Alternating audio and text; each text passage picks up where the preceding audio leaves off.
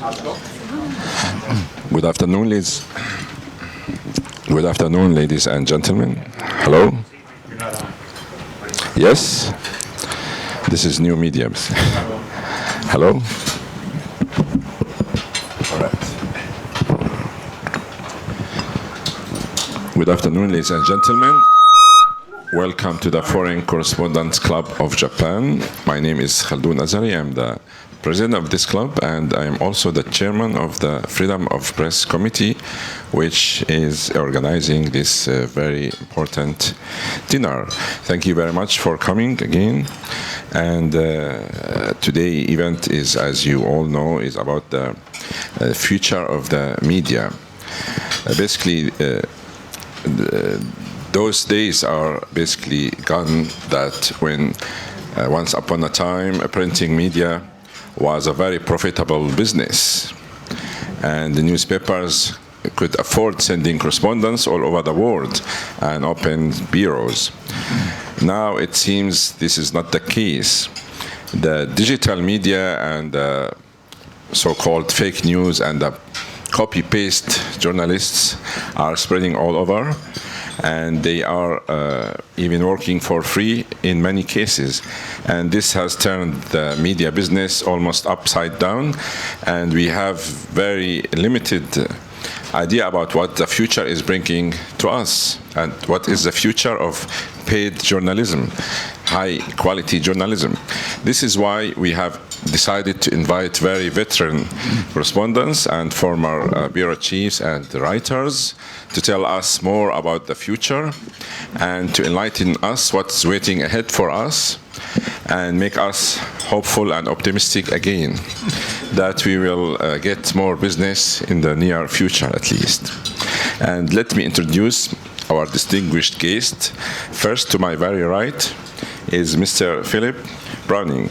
He worked for the Far Eastern Economic Review for almost 20 years until 1992. And he worked occasionally for the Financial Times. And he became the editor of the review later on.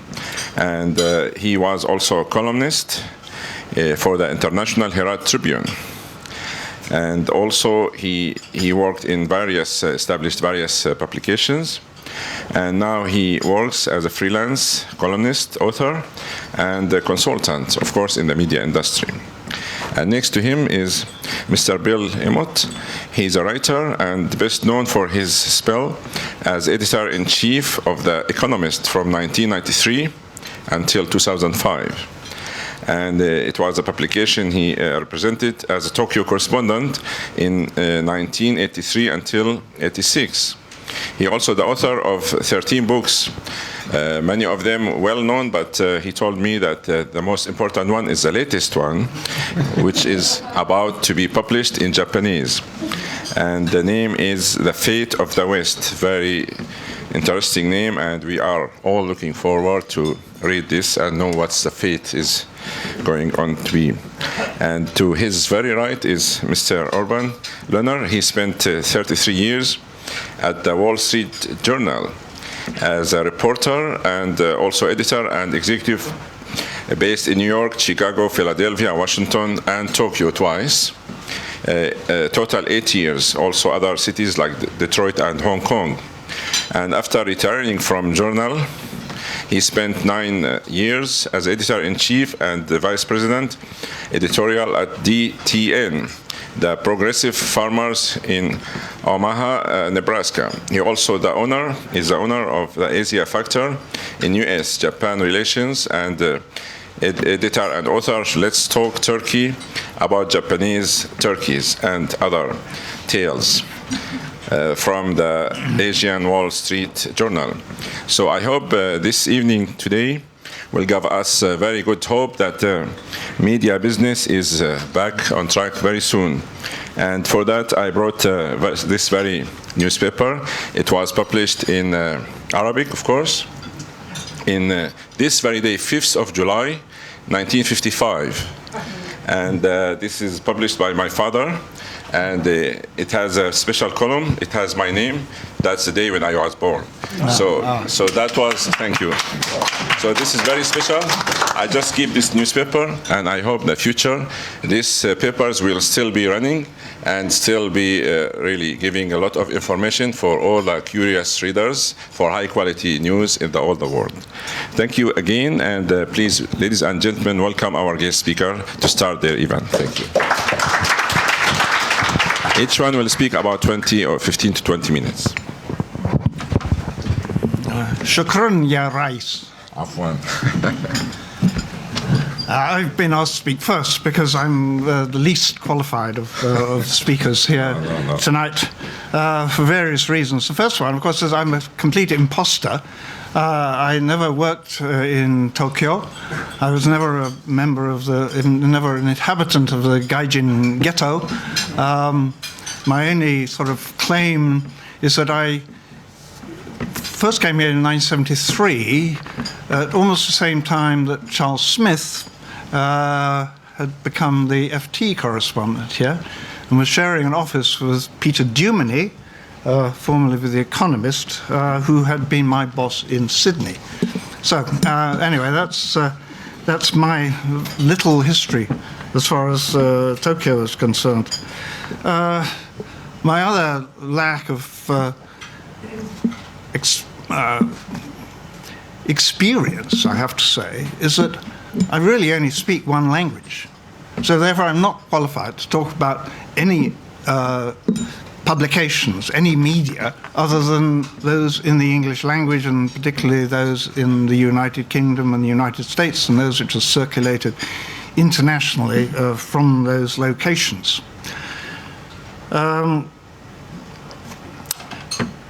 that does bring me to the point that all of those, the three publications which I primarily worked during my time as a paid employee, Forest and Economic Review, the Financial Times, and the International Herald Tribune, of those three, only two survive.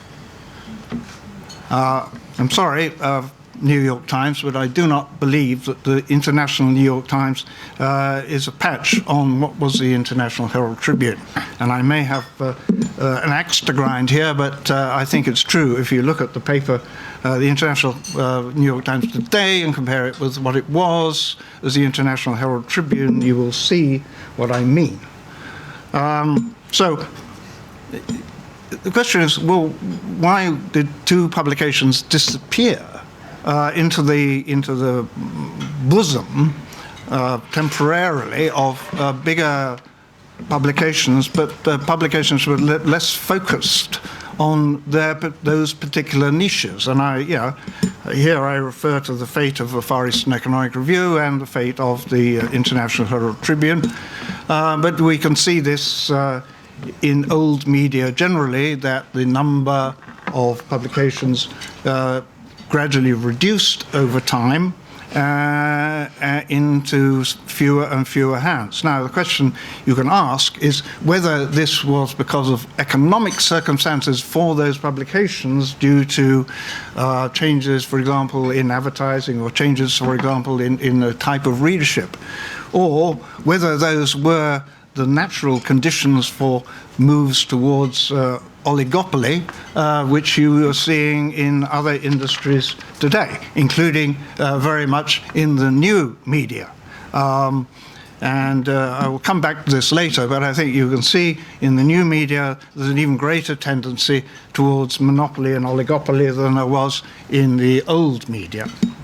The other reason why I think I'm not really qualified is that all the publications I've worked for basically written for elites of one sort or another, and I think perhaps this whole panel is in the same position.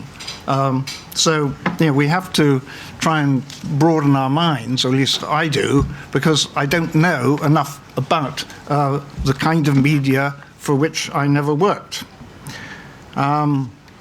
But I think, going back to this issue of the consolidation, and I have some experience with this in another field recently, and that's book publishing. 10 years ago, there were perhaps 30 English language publishers who are well known around the world in a way, certainly as far as English language readers are concerned. Most of those names still exist, but they're mostly owned by 3 or 4 large groups.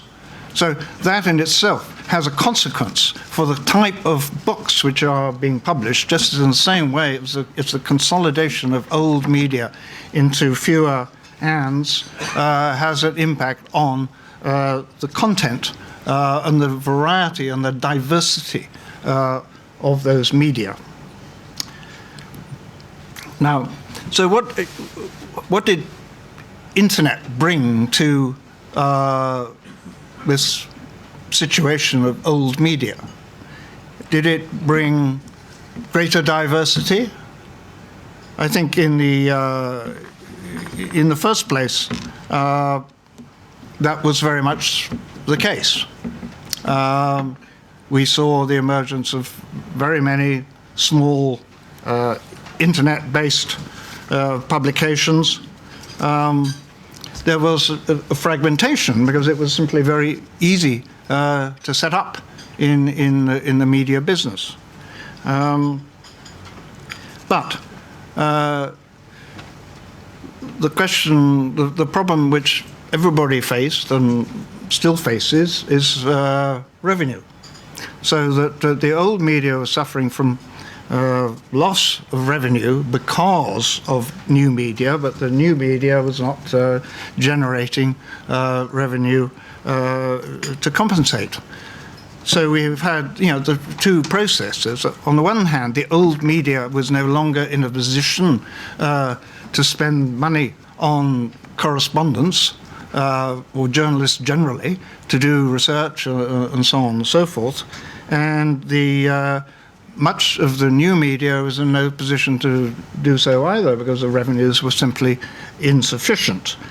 And I have some experience of this myself, having set up a website called AsiaSentinel.com 11 years ago, and it still exists, but it exists on a shoestring of a very small amount of ad revenue, a limited amount of subscription revenue, and a lot of support from journalists who've been working for it and writing for it and editing it for free.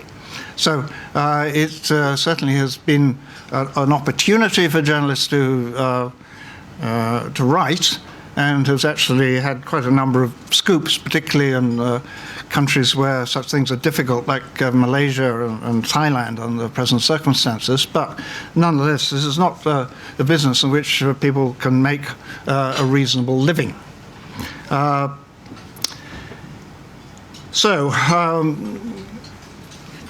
We've seen the diminishment of professional news services in terms of numbers.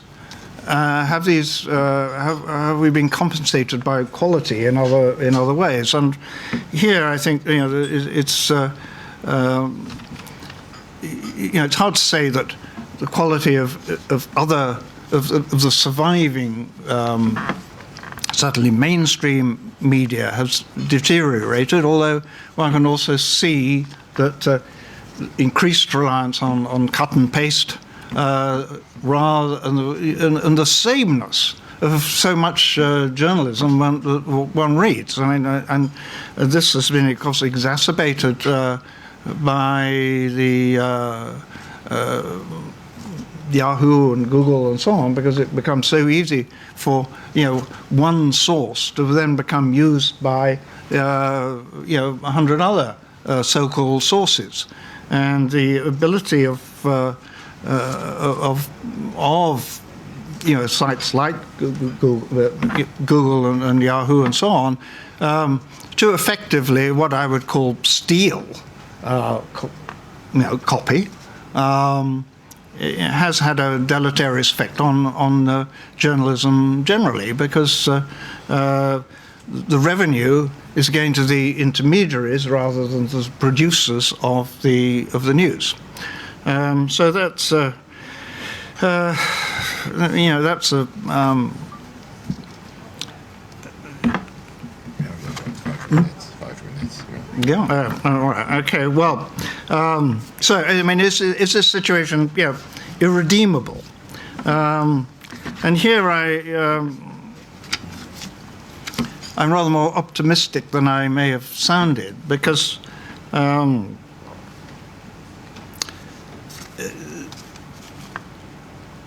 I may be completely misjudging the situation, but I feel there's a lot of faddishness about the likes of Facebook and Twitter, which have become important intermediaries in the dissemination of news from. They've also enabled people to become focused on the news that they want to hear, rather than more generalized news, which was the traditional product of old media.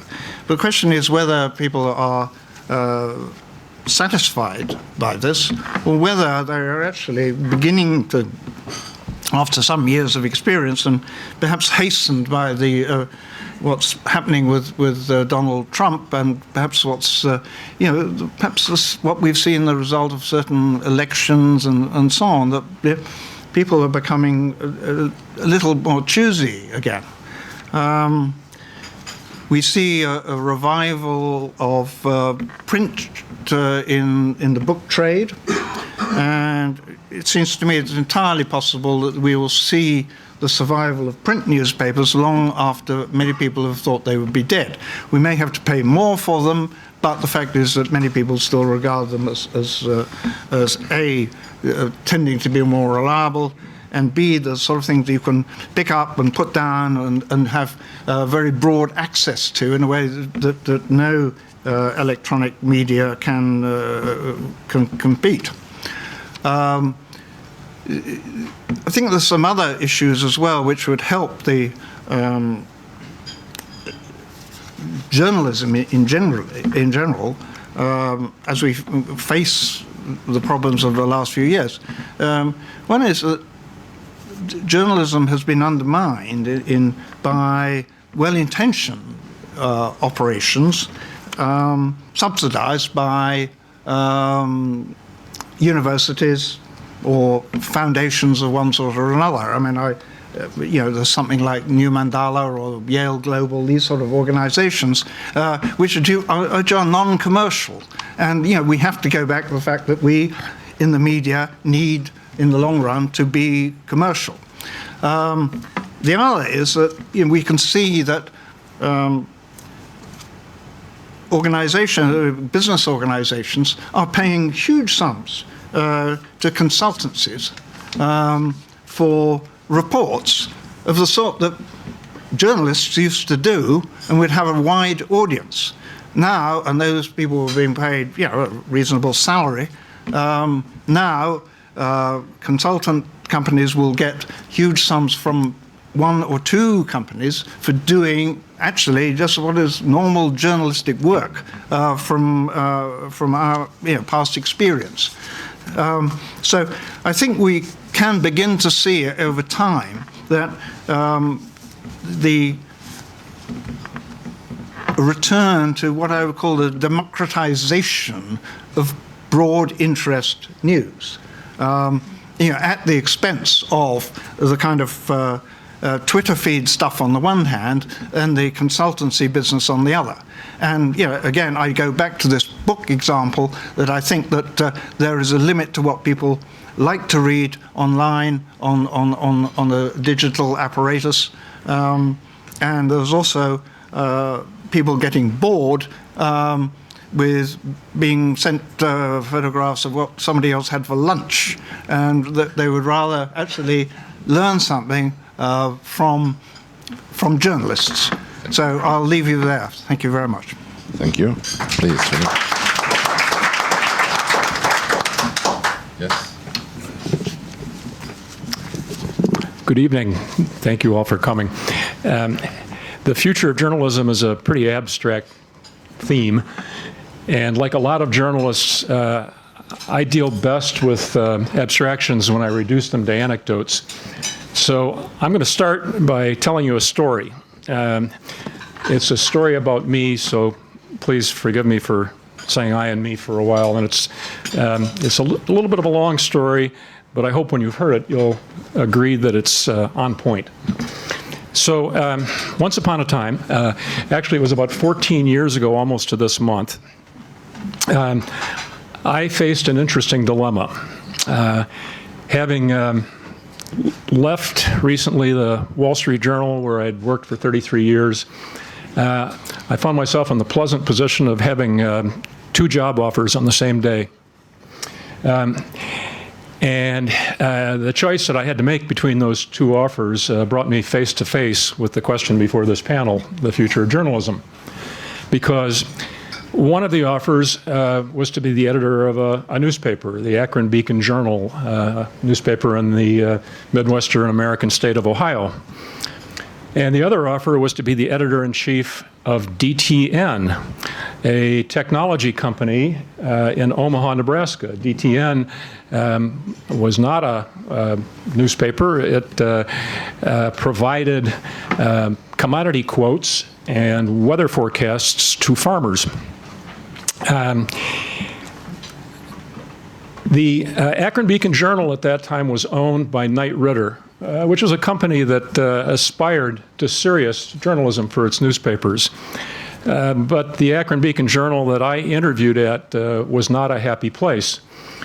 As part of the interview process, I was asked to hold what was essentially a town hall meeting with all 140 reporters and editors of this newspaper, many of whom used the opportunity to tell me how important their beats were. In other words, if you become editor, please don't lay me off. DTN was faced with its own challenges.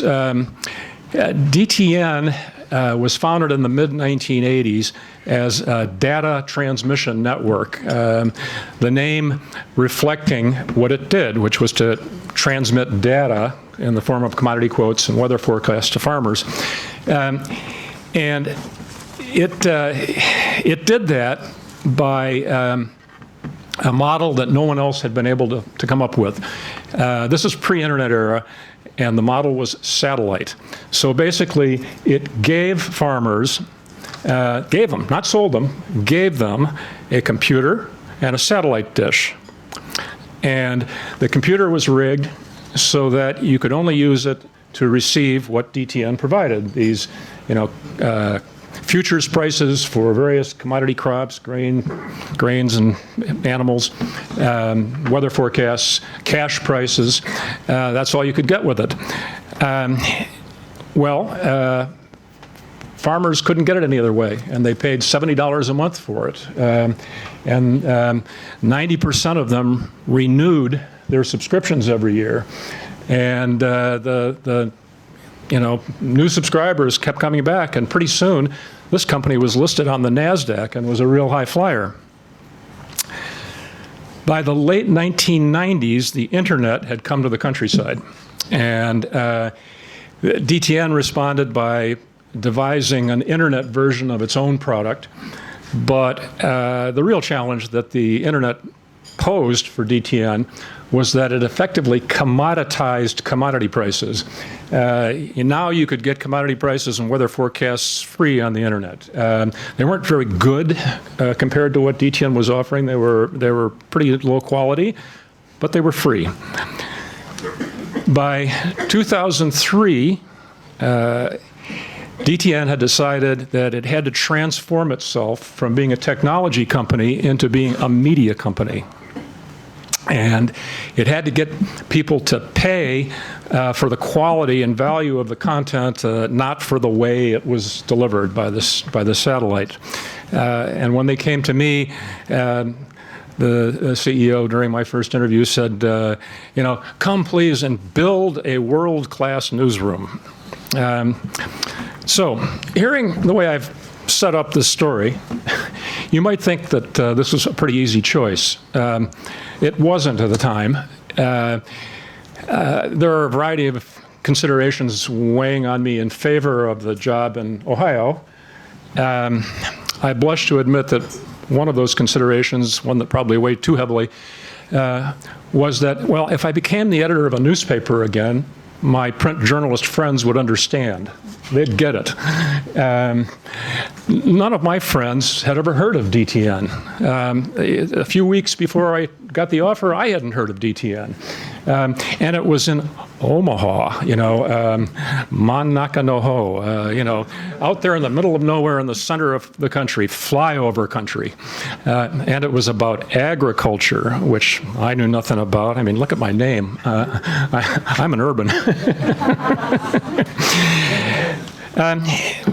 When it comes to making important life decisions, I have long found that my wife's instincts are unerring. And for me, as I thought about it, not only was it to please my wife, but actually managing growth sounded like it would be more fun than managing decline. And believe me, my 9 years at DTN were fun, and they were eye-opening. So the first big hire I made was not a journalist at all. I went out and found a really good commodity market analyst, a guy who could explain to farmers why prices were moving the way they were moving. And then I went out and found a PhD agronomist, a guy who could talk about problems with growing crops, with pests and diseases and what kinds of seeds to use and all of that. And it was only then that I started going out and looking for journalists. And by the way, in America at least, print agriculture journalism was having exactly the same problems that print general journalism was having. And so as a online subscription model business that looked like it had a future, I'd had no trouble poaching really good journalists from other ag publications. And so as the years went by, we won a lot of journalism awards, and that was nice, and it gave us a reputation for quality that didn't hurt sales. But honestly, the most important thing that we did with the business, that we did for the business, the newsroom, was not about journalism. It was about markets. We built up a team of analysts. Our senior analyst devised a unique proprietary way of looking at markets, which we marketed as the DTN six-factor system. At some point, we actually made a big leap and decided, in addition to providing analysis of markets, we're going to offer buy and sell recommendations. And so, well, to be honest, the number of subscribers did not grow, but we were able to raise prices and do it while keeping that 90% retention rate. And so, at some point soon, you were paying $100 a month, not $70 a month for this product. So I'm not telling you that this business-to-business, B2B model is the future of journalism. I do think it's one of the futures of journalism, though. What it has in common with the other futures that I think might exist is that it solved the problem of finding somebody to pay for the content, which is fundamental. So what might some of these other paying futures look like? Excuse me for going all pedantic on you here, but I need to define some terms. So what do we mean when we say the future? How far in the future are we talking about? So if we're talking about the next 10 to 20 years, I'm holding the future here in my hand. It's this. I have a good friend, Rich Jaroslavsky. Some of you may know him or know of him. He was at the Wall Street Journal. He was the founding managing editor of the Wall Street Journal's website, WSJ.com, which has always been, by the way, a paid model. He was also the founder of the Online News Association. And believe me, this group has taken off in the US. When they do their annual meeting, they get a couple of thousand journalists to come because online news seems to be everywhere to go.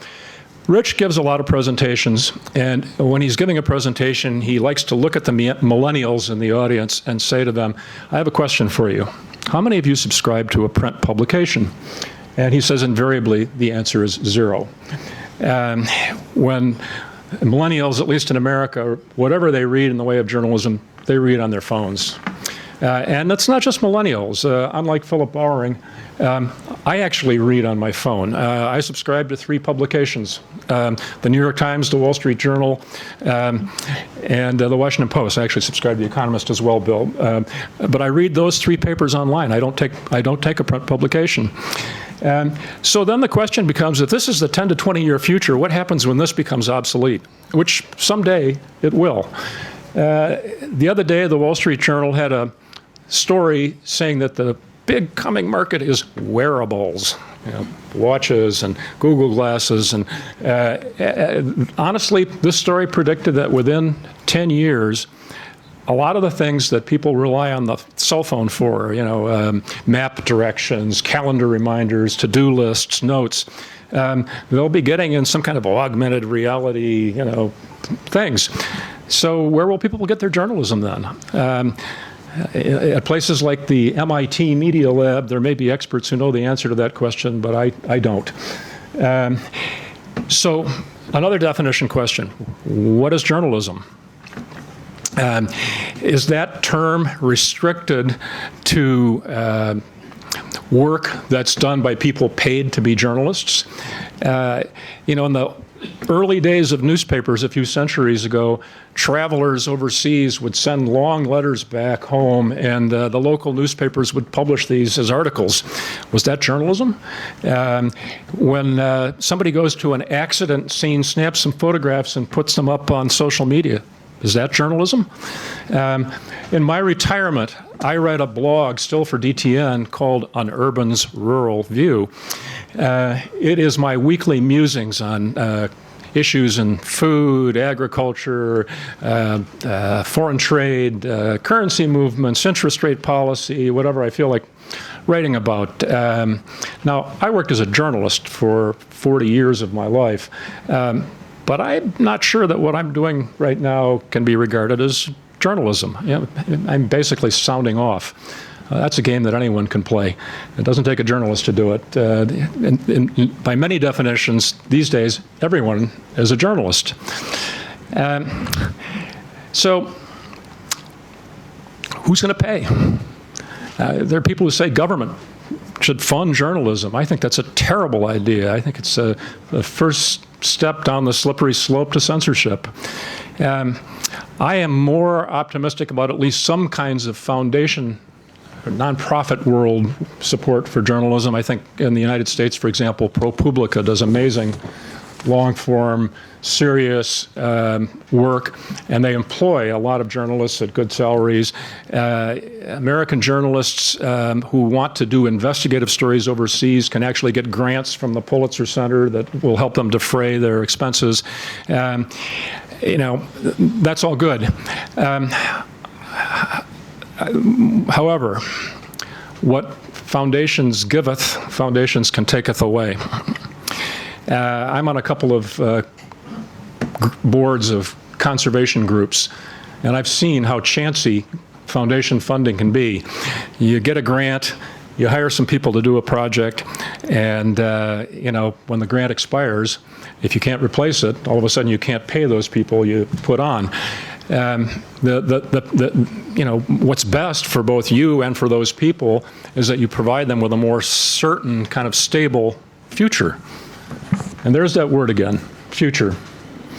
I won't give you the Yogi Berraism about the difficulties of predicting it, but please regard everything that I've said so far in that regard. It's all speculative. The only thing I really feel comfortable speculating is that the future of journalism is anything but certain or stable. Thank you very much. Mr. Bill, please. Thank you, Calden, and I follow my 2 distinguished colleagues and then look forward to your contributions from the floor. I have to comment that with Urban's self-effacing dismissal of the use of an anecdote, that we are all told these days that we should do something called storytelling, which basically is either anecdotes or it's journalism. So I'm not, I know academics often say that the plural of anecdote is data.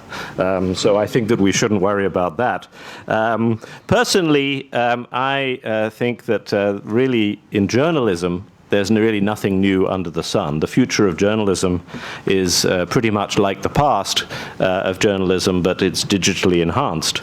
I don't really believe that much in the terms of journalism is changing. I'm more worried, and I will emphasize more worries about democracy and the role of journalism in a democracy, which fits with the Freedom of the Press Committee's mandate, which I welcome.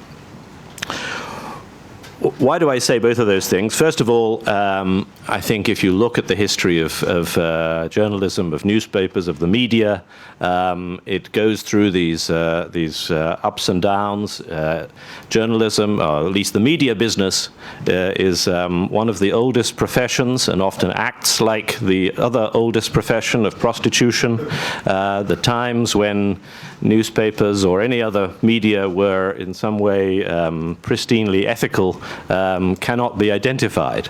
That media companies have always grappled with the same issues that today beset journalism of advertorials, of whatever they're called these days, digitally sponsored sections and so on and so forth, and of always, I think, gone one or other side of that line. If one looks even today at one of the great high-quality publications of the world, one that Philip has worked for, the Financial Times, now proudly in Japanese ownership, the Financial Times is a successful subscription-led now media business, but that gets a lot of advertising money from a publication called How to Spend It, that it particularly distributes in Europe and North America, a weekly magazine, which is essentially a magazine of advertorials. This is, in my view, rather like running a high-class luxury hotel subsidized by a brothel next door. So if the Financial Times is doing that,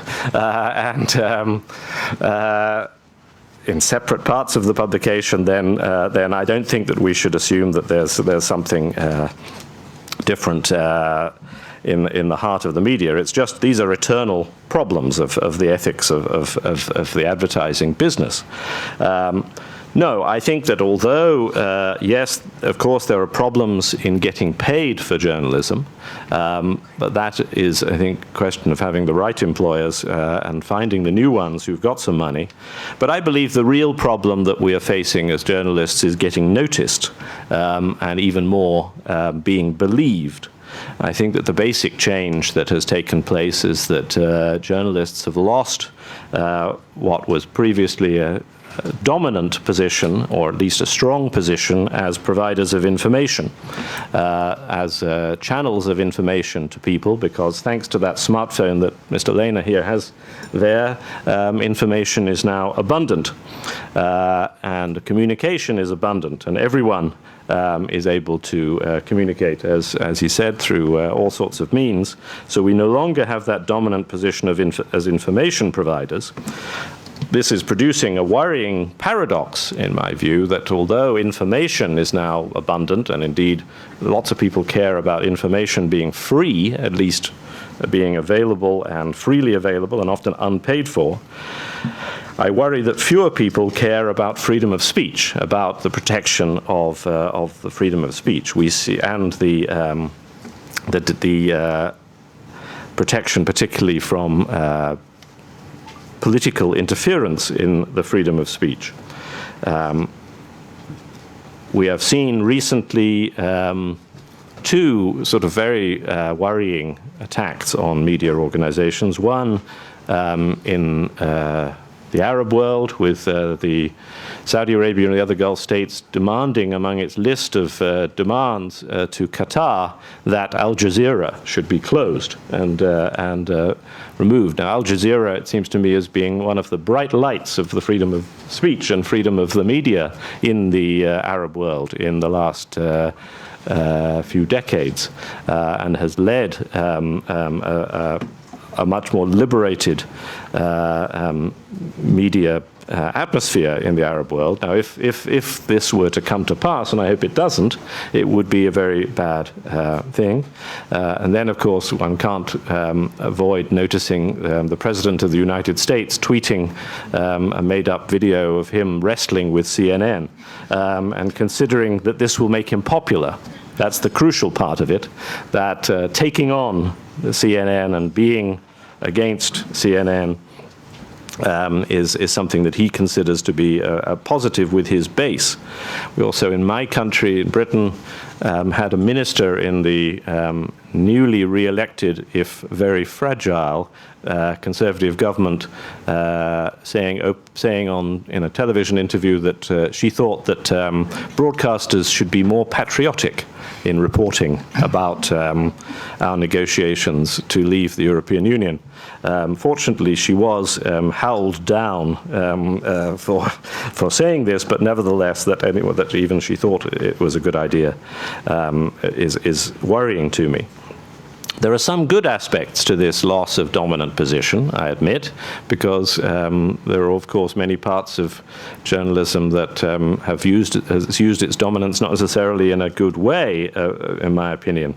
In the recent British election, it was noticeable that the mainstream newspapers, who would previously have claimed to be calling the result and indeed producing the result, the Rupert Murdoch-owned Sun newspaper or the Daily Mail, were essentially ignored by the voters. They appear to have lost their influence, and the great basic influence on the election appeared to have been Facebook and Twitter, or rather the distribution of material on Facebook and Twitter.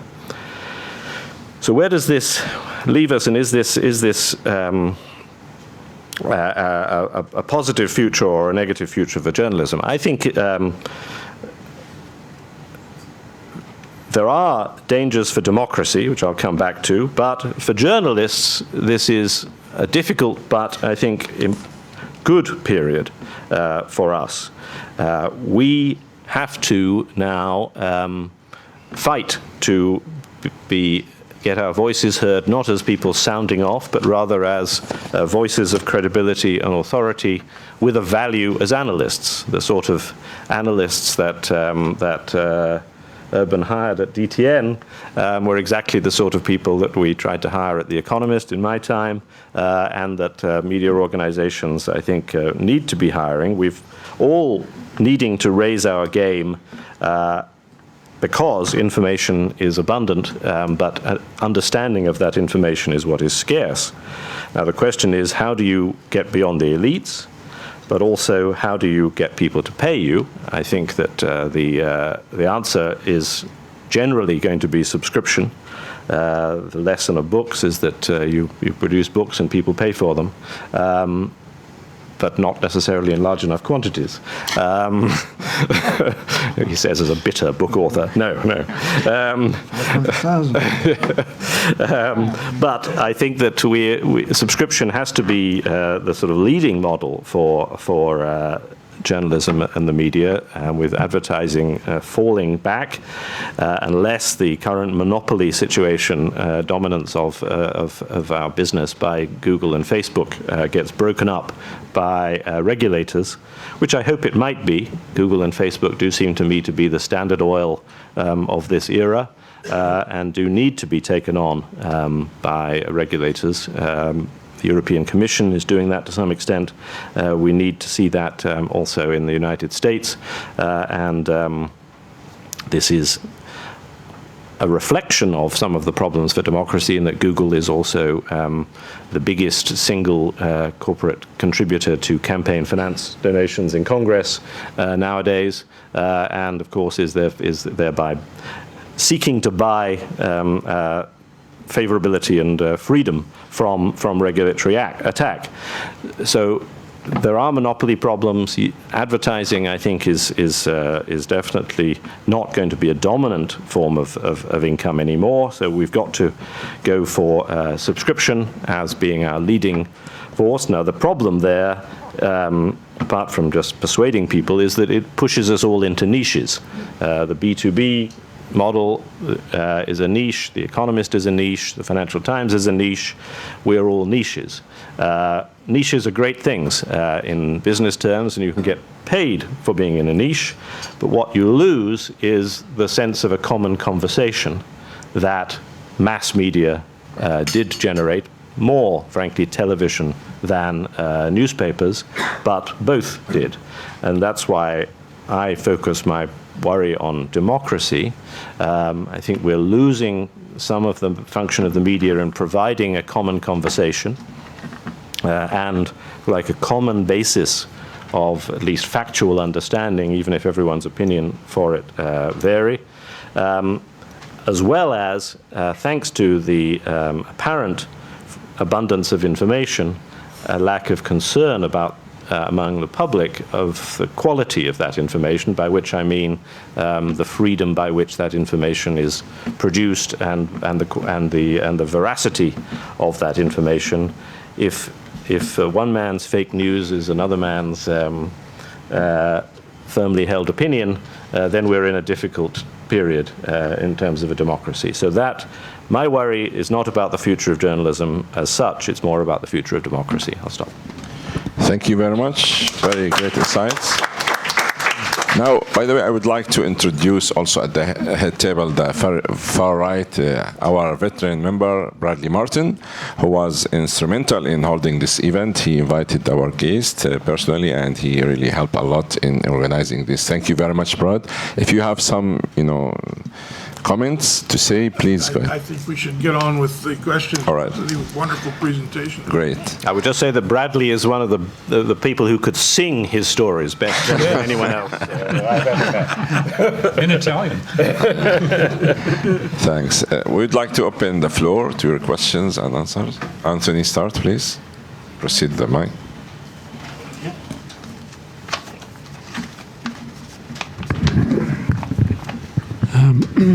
Anthony Rowley, currently with the Singapore Business Times. I must say I do associate myself with some of Philip's remarks, not because he's no longer my boss, so I no longer need to say that as he was 25 years ago, but a couple of points. First, the price of newspapers. I mean, newspapers have always been an absurd bargain, really. We pay, whether you buy your Nikkei Shimbun, your Allgemeine, whatever it's called, or the Sun, or any newspaper, you'll get an incredible bargain. It's a tiny fraction of the price of production. And newspapers, of course, have been able to live with this situation because advertising revenue subsidized the cost, and therefore it wasn't a problem. So there's never been a serious attempt, I don't think, and I'm sure some of you can correct me on that, to test the market on this. In other words, if you raise the price of one newspaper by 10 cents or 10 yen, obviously that makes no difference whatsoever to your revenue, but multiply that by several million and it does begin to make a difference to your revenue. So given that there are niches too, and not all newspaper readers are by any means the same, the corporate executive or the lawyer who's got lots of money is not necessarily in the same bracket as the street sweeper. So are newspapers being sufficiently flexible and imaginative in their pricing policies, I wonder? Secondly, advertising. Advertisers of goods and services advertise because they want to sell those goods and services. Now, we've seen a shift, obviously, away from newspapers, but has anyone talked to advertisers seriously? And I'm sure they have, but to find out whether the advertisers are satisfied, they're getting a bargain in their new forms of advertising. Are they selling as many goods? Are they selling as many services by going to the internet, for instance, or a smartphone? So these two issues seem to me to be rather important. I just wonder what the views of the panelists are on it. Yes. Anybody? Thank you. I'm not going to address the question about the pricing of newspapers because I haven't the foggiest clue what the answer to it is. But I would talk a minute about advertising because in one of my incarnations, actually in two of my incarnations in the past, I sold advertising. I was the publisher of the Asian Wall Street Journal for a couple of years, and my last job at the Wall Street Journal, I was vice president for business development in New York, and I had a product called the Wall Street Journal Sunday. For what it's worth, my sense of advertisers is they've lost confidence in some ways in print advertising. However they feel about digital advertising and the effectiveness of it, they're no longer as convinced as they once were that it's worth spending. In the case of the Wall Street Journal, if you buy a full-page color ad, at least back then, it was several $100,000, for a prime spot. It was no longer worth paying that because they simply didn't feel they were getting the results. And I don't think that was restricted to the Journal. I think that's been a general trend. There's still things like How to Spend that Bill mentioned, glossy magazines, that people are putting out that do attract some advertising of the expensive variety, but it's going away. My guess is that people aren't very satisfied with the online advertising that they're getting either, that companies that advertise are less than 100% happy with. I mean, for some of there's such a tension in the online world between the needs of the reader and the needs of the advertiser. The advertiser wants to be right in your face and make you look, and can, and of course you as a reader often just want to turn that advertising off. And so I think advertising, I will tell you, when I was at DTN, the CEO decided he wanted to buy a print magazine, and I strongly urged him not to. He did it anyway, but I strongly urged him not to because I think advertising is a uncertain business model, both from the point of view of the advertiser and the publication. I'm pretty down on it. It would seem to me that, excuse me, print is surviving strongest in specialist magazines. If you're into sailing or gardening or knitting, those magazines haven't suffered at all. They've probably gone from strength to strength because those sort of leisure businesses are still growing, and print is, glossy usually, provides both information and something nice to look at and something you can keep and read, a bit of it here and there, and so on and so forth. And I guess that's why How to Spend It is also quite successful as an advertising medium. But obviously, news is very different. News analysis is again rather different in a way, because you're trying to give somebody who can think about it, can maybe not just read it once, but maybe read it again, in which case print has an advantage over digital. But I mean, I entirely accept that digital is the primary vehicle for the delivery of immediate news. I mean, I don't think there's any question about that. But nonetheless, as I go back to the value of a newspaper, and the situation among millennials in the United States may be one thing, but I don't think you see the decline of newsprint to quite the same extent, not only in older populations, but actually in other countries where digital is well advanced. I mean, newspaper readership in this country is still very substantial. It's gone down, but is still very significant. And that brings us back to the cost of production. Obviously, producing and distributing a physical product is more expensive than producing a digital one. So people who want that will, in a sense, have to pay for it. But again, I mean, maybe they will, given the opportunity, or maybe because the game is changing. I mean, I quite agree with Bill about the need to tackle the monopolies in the delivery systems. That is where so much of the money, which ought to be going into the production of good news and into good research and so on, is going to Google and so on and so forth. So that is certainly an area which needs to be addressed, and hopefully, the United States, which pioneered. I think it was actually a Republican who pioneered the antitrust laws. Was it not? Was it Teddy Roosevelt? Wasn't it? Yeah. Yep. We should go back to those principles. So that's a separate issue, but it is, I think, related to where does the money go from the production of news, for which journalists, whether they're paid journalists or whether they are unpaid journalists, they need, in the long run, they need to be paid. One cannot rely, whether it's in Asia Sentinel, on people doing it for free because they've got a nice pension and they like writing, or because they happen to be journeying in some interesting place and want to get published in a newspaper and happy to do it for nothing. That is not the way we can go as journalists. Thank you. Shall I just say quickly on price? I absolutely agree with Anthony's point about newspapers having been ridiculously underpriced. I think that is changing in many countries. It's certainly changing in Britain.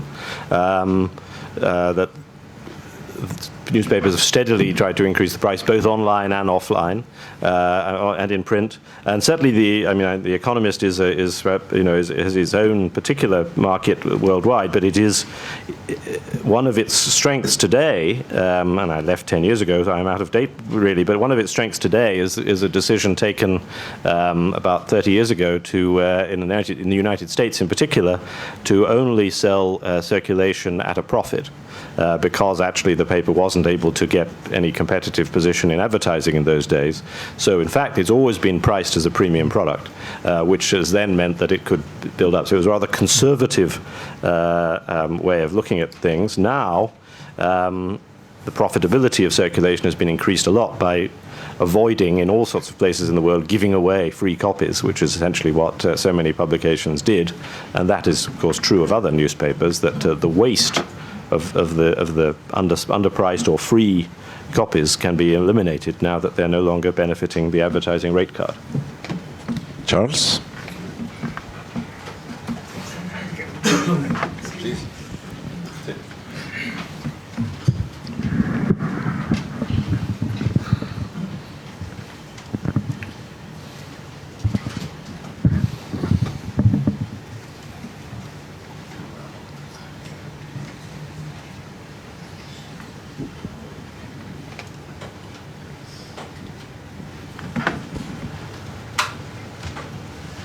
My name is Charles Smith. I was a journalist. First of all, for the FT, I learned the trade with great difficulty, and then incompetently for the Far Eastern Economic Review, and until 10 years ago as a freelancer. And then, as a result of an accident, I gave up being a journalist. I am now a consumer, entirely a consumer of journalism. And I am over 80 years old. So my tastes in journalism and my reaction to the ways to access journalism are decidedly out of date. I can use a computer, but I'm absolutely no good at using the handheld devices that we have heard from Urban about. For example, I can't comment on the future of those devices. I've got one simple idea, and it's really builds on from what Urban said. I think that the future of journalism in the broadest sense is added value. I think in the world today, and until today, we have had professionally and brilliantly produced publications which provide a standardized and timely reporting and analysis service of events around the world. I'm not sure what is the future for that kind of publication, but I personally am sure as a consumer that but magazines, particularly magazines that offer you a very diverse and interesting commentary and features on a very wide range of subjects, do have a future. I think those publications should have some kind of home ground of their own. I read, for example, a couple of book review-related twice-monthly publications, and they do write book reviews, but they also write about anything, as far as I can see, anything that they think is interesting. And anything does not necessarily mean timely. We are still reading very interesting articles about why Britain voted for Brexit. How many years ago? 2 years ago? 3 years ago? We're still reading very interesting commentaries on how Theresa May came to foul up the British election. I think traditional journalism would say it's too late to write that kind of thing. But as a reader, I think it's not too late. There's still interesting stuff. The question is, who writes it? And the answer is journalists, but not only journalists. Academics, businessmen, anybody who wants to write and who has something to say can write these kind of articles, and they can be enjoyed. We can call this journalism because these are periodical magazines. But are these people journalists? Sometimes yes, sometimes no. So in a sense, I think there is definitely a future for journalism. Whether there is a future for journalists, I think, is a quite different question. Thank you very much. Can I just take on, thank you, Charles, for that wonderful commentary. Can I just take on your point about value added and what is the future for journalists? At the Washington Post, and maybe at some other newspapers as well, spot news stories now are being written by web robots, by bots. If a story can be templated, if it's like a sports story or a political election, a machine is now doing that job in spot news. So if you are going to be a journalist and get paid and have a future, you're going to have to do exactly the kinds of things I think that Charles is talking about, which is value added. You're going to have to go beyond writing that kind of spot news story because that can be done by machine. What a machine cannot do is the kind of story that takes maybe weeks to report and a lot of travel, and maybe takes an editor a few days to reorganize and polish and scrub. I think we're a long ways from a machine being able to do that, but if nothing else, you know, the robots are coming.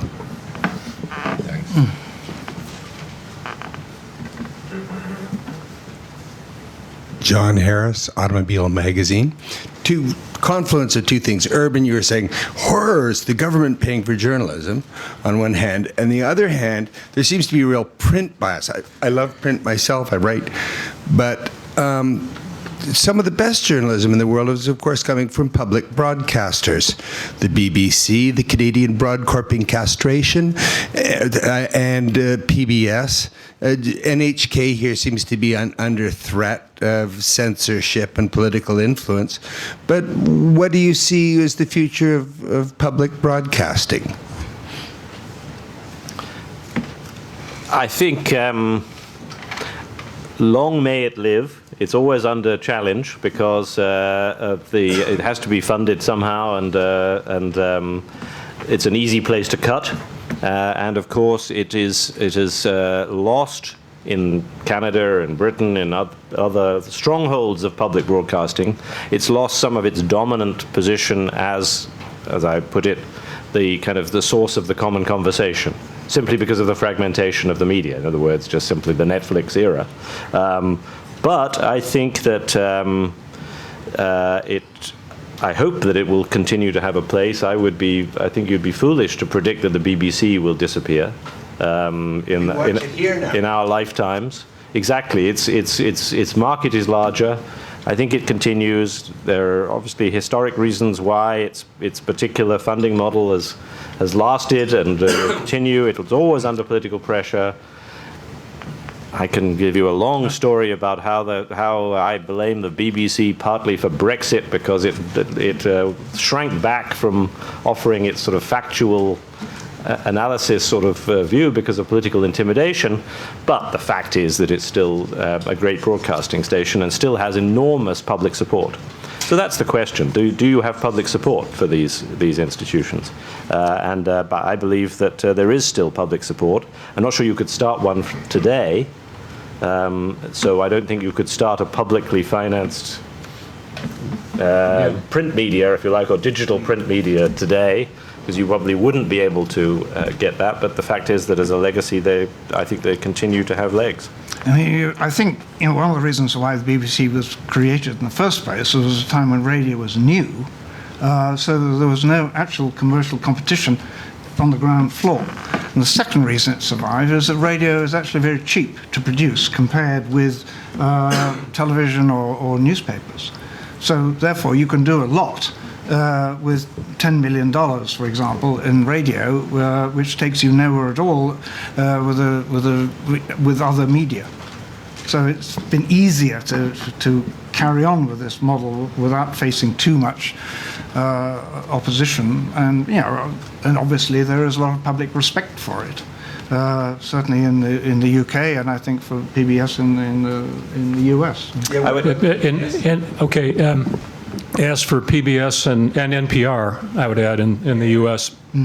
I mean, my speculation, worth the 2 cents that you're going to pay for it, is that they'll both continue, and that it's very likely at some point they'll continue without government support in some way. They might have a vague government connection, but I mean, the Trump budget already calls for basically getting rid of government support for them.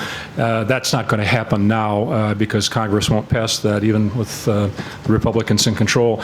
But it wouldn't surprise me at all if in the future, more and more, it was contributions from listeners that supported both NPR and PBS. I would just add that John's absolutely right that this is a very print-based conversation. It is indeed, yes. We're all old print, inky-fingered hacks.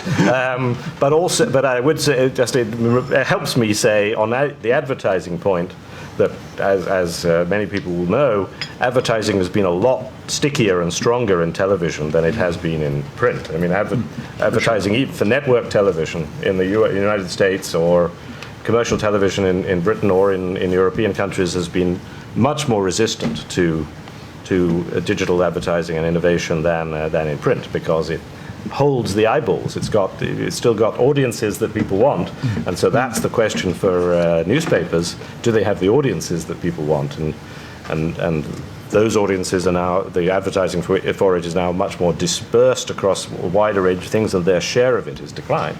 But 5 seconds on the future of eyeballs for television advertising. More and more technology takes these things over. At some point, your ability to skip the advertising, will be part of what you're buying. And I wonder how long advertising will continue as these support. I mean, we're talking about the future.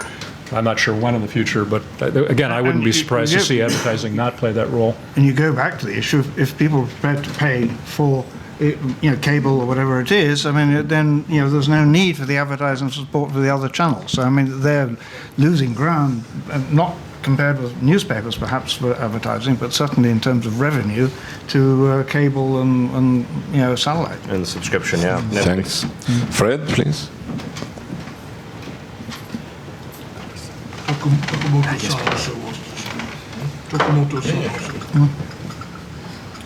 Fred Varco, freelance. We've talked a lot about the means of production rather than what's going into the media. And as John mentioned about NHK censorship last week, Prime Minister Abe was sort of shouted down at a demonstration in Tokyo, and NHK managed to filter out the protests. Apparently, they got a direct feed, so I read.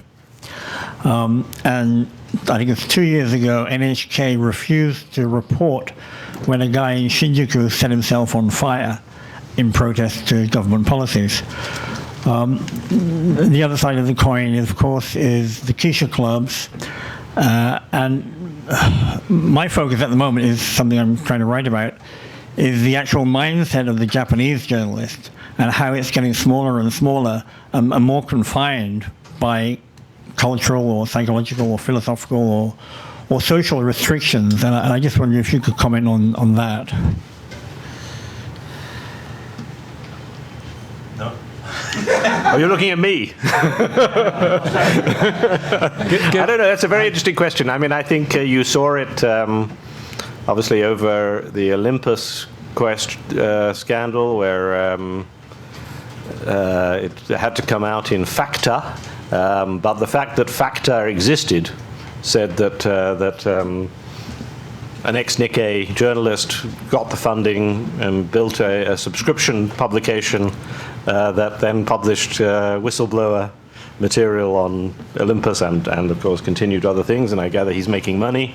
So, you know, maybe I'm not, because I'm not based here, I wouldn't dare to comment on that mindset issue beyond these points of optimism that not only do whistleblowers exist, and we've seen Maekawa-san as well now in the Abe scandal, but the Olympus scandal, the good side of it was the fact that there were whistleblowers who were willing to go out, and then there was a publication willing to publish, unlike the mainstream publications. No, you have the same thing in the US. I mean, was having to go to Die Welt to get his story on the US and the Syrian yes. published. I mean, he couldn't get it published in the US. At the risk of showing my true ignorance here, in response to your question, I guess I'd ask you a question, which is, what's new? Hasn't that always been the case in a lot of ways with the Japanese media?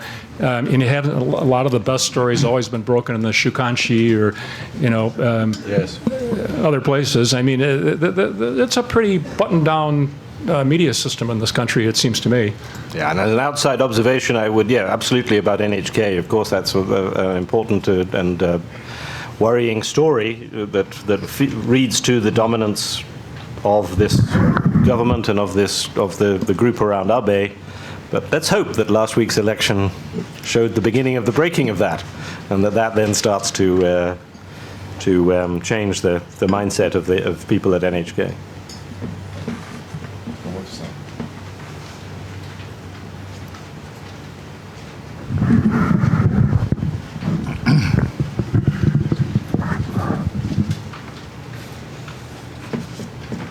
My name is Tokumoto. I'm a freelance. I'm writing for Japanese Shukanshi magazine. My dilemma, new dilemma, not necessarily new, but new and old dilemma for my job is sometimes my editor asks me to make my article more short and brief. And I have a copy of the Time magazine article in 1980. It's a story about President Jimmy Carter's foreign policy. And I checked the number of characters in one page. It's about 1,040. And I also have the latest issue of Time magazine published this week. It's a story about Obamacare. And the number of characters in one page is 750. So my impression is now journalists, we are supposed to make our story more short and brief, although the real world is becoming much more complicated. So my question is, how are you dealing with that new challenge to make your report brief and short? Well, I don't know. I'll answer that first by saying that one principle at the magazine I worked for 26 years at The Economist was you can be short and deep. In other words, there is not a choice between length and depth. And actually, the average article in The Economist was always shorter than the average article in Time magazine. I would say the amount of content was higher. Okay. So we always went for concise. But I would say that perhaps since I left, I don't know. Actually, articles have got longer in The Economist. Okay. They've introduced more long my form. brief comment is my solution to make my report short and brief is to demonize somebody. Okay. Well, that's a solution to persuade the editor to publish it, rather than. I mean, I do think it comes back to Charles's excellent point about added value. How do you add value?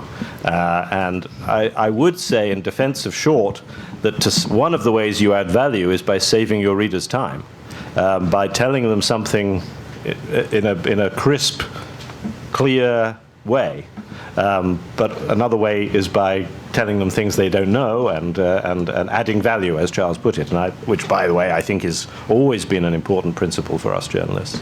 Added value often has a certain amount of detail in it, which without that detail it ceases to be of value, because it just tells you no more than was in Bloomberg or what have you. I mean, you may have to go to 1,500 words or maybe 3,000. Which brings actually back to the question of digital, because digital is actually more flexible than print. That you can have 300 words and you can have 3,000, and it really just depends on the quality of the material. It doesn't depend on a particular format, or you got to have Economist style, kind of must be shorter than Time magazine. It's didn't actually have that principle. It had to be shorter than Time. So,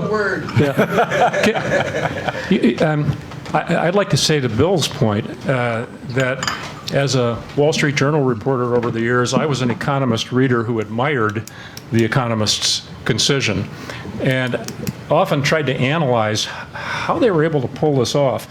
And it seemed to me, and this may be a cultural difference between America and Great Britain, but that The Economist was much more willing than most American newspapers or magazines would have been to let their reporters speak as authorities. Yeah, exactly. That's right. Whereas the American journalistic model was, for almost every point, you had to have a quote. Yes. Somebody else had to say it. You couldn't say it. And I actually adopted as one of my personal stylistic devices playing Economist-style journalist and actually sounding off, and often got away with it, not always. In the digital world, it seems to me that, well, Anthony's point is perfectly correct. You can go on and on forever, and there's no, it doesn't, you're not taking up more paper or anything, so it doesn't matter. On the other hand, though, I think the demand of the digital world is for even shorter, because I think what the research shows is that people's attention spans when they're reading digitally is even shorter, and therefore you got to grab them soon and keep them, and that argues for short.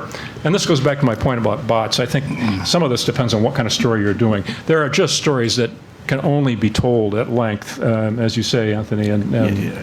Because otherwise, you get to simplification, which makes it, Trump style kind of, that you can't get to the complexity of an issue. If you're trying to explain the situation in Syria today, can you do that in 250 words? And the answer is really no, you can't. So, I mean, there is a need for lengths at certain times. And the other thing I think about The Economist, it's a weekly, and people who really knew a lot of the basic news. Yeah. So, you're really taking people on a bit. Well, what we know about the news, what does it mean? Here's our view of the situation. And, the value of The Economist to me has always been both that and the fact that it would write about places like Bolivia, which nobody else was writing about. which again, I mean, this broadens the mind, and I think it comes back to the weakness that we are in at the moment. There's the lack of, or on digital, we don't get a broad view of what's happening in the world. We're getting, sound bites, we're getting spot news on things, but we're not getting much of a broader picture, and that is, in a sense, the result of the nature of this medium, particularly if you're reading it on a small device. Adding to Urban's point just quickly about the difference between The Economist and the Wall Street Journal, and this model, you're absolutely right, it's the lack of quotes. I mean, it is that.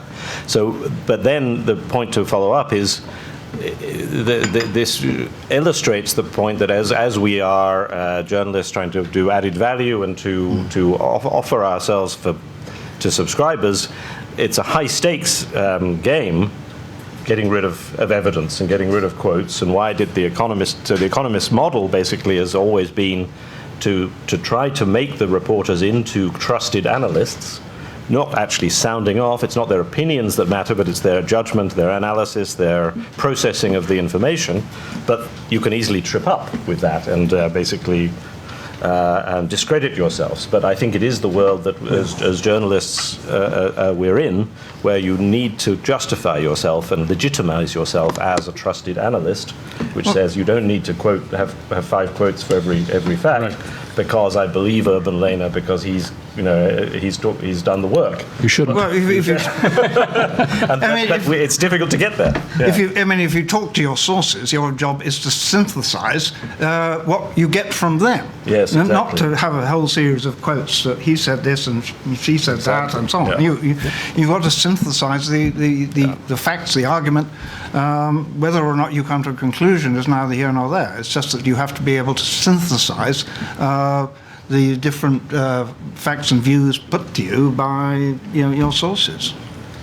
And I actually another one who hardly ever used a quote unless it really added value.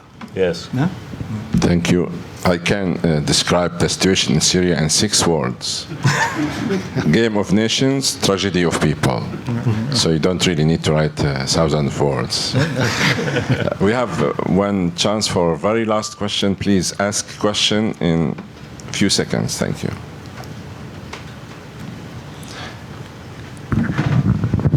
Very briefly, thank you. Mitsuya Goto. I've been coming to this club since 1969 when Nissan invited me to join. For a long time I was an associate member, but some 5 years ago I was upgraded to life member. So I no longer pay annual fees. Question I want to ask is, yesterday a Japanese man by the name of Naoki Hyakuta gave a press conference here and said there's no freedom of the press in Japan because a few months ago he was invited to speak to students at Hitotsubashi University, which is Japan's top business school. And the student raised HEL, saying that this guy is a racist. So his appearance was canceled. He was also named to the board of directors at NHK by Abe, Shinzo Abe. And he felt he was being, what NHK reported was always being watched by our government. While you worked here, did you feel that what you report ever being watched by someone? Thank you. Yes, I hoped so. I always wanted people to watch what I was reporting. I remember one experience writing about what the then Japan Tobacco and Salt Public Corporation, and I wrote a very short article, actually, I mean, really a little box in the magazine, a week later I was called in to the corporation, and they were angry about what I'd written about them. And they had taken the article and they cut it up sentence by sentence and pasted it on a big board. And for each sentence, they had their response to it, how terrible it was. And this, of course, told me a lot about how true my article obviously was. So I wasn't worried about it at all. I think the issue that this person raised about the loss of his ability to speak at Hitotsubashi is, I'm afraid, a common issue in universities around the world. I mean, this spirit of what we call, I think in Britain, no platforming, and demanding safe spaces away from controversial issues is, I think, a worrying one that many of us are trying to argue against, and I'm glad to say that there's a lot of pushback against that kind of denial of platforms to people because you don't like their views. It seems to me in the essence of democratic discussion that you listen to people and then disagree with them. So that's all I'll say. I think I wouldn't want, I'm not close enough, having just got off the plane from Narita, to comment on the exact position today of freedom of the press and the pressure on NHK, but political intimidation is nothing new. I had several experiences similar to the one that Bill just related, although not as, I mean, no one went so far as to try to refute me sentence by sentence. It was very clear that people were watching. However, I didn't feel in the least intimidated. And in fact, what I found in Japan was that if I wrote a critical article about somebody, I often got taken to lunch. I'm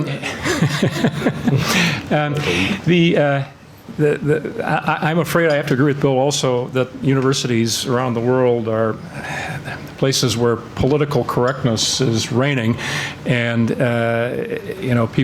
people whose views are not in sympathy with those of lots of students often are booed off stage or not allowed to speak. And I think it's really a fundamental question about freedom of the press. How far does it go? Let's assume that this gentleman actually was a racist. I'd say, so what? Why shouldn't he be allowed to speak? But many people in the U.S. today would say, "Oh, that's hate speech. You can't have that." So I don't think it's, in any event, it's not something that's unique to Japan. I can't talk on this subject as far as Japan is concerned because I've never worked here. I have worked in other places like Singapore where circumstances are rather worse than they are here in that respect. Generally, most of my work's been done in Southeast Asia and to some extent in China. So, again, conditions are very different. But I entirely agree about the problem of political correctness and keeping people off the stage if they have views that agree with yours, keeping controversial people away. We need honest controversy, and that should be reflected in the media as well as elsewhere. Well, thank you very much. I think this wraps up our very important event, and my conclusion is long live journalism. I think you gave us a great deal of... we can agree on that. We're here. I would like to give you 1 year honorary membership in our club. Please come back and rejoin the media, and maybe there are some business for you. Who knows? With your great insights. Okay. Bill, thank you. Thank you very much. Thanks. Thank you. Thanks. And thanks again to Brad for holding this event. Thanks again, and have a nice evening. Thank you. Very fun.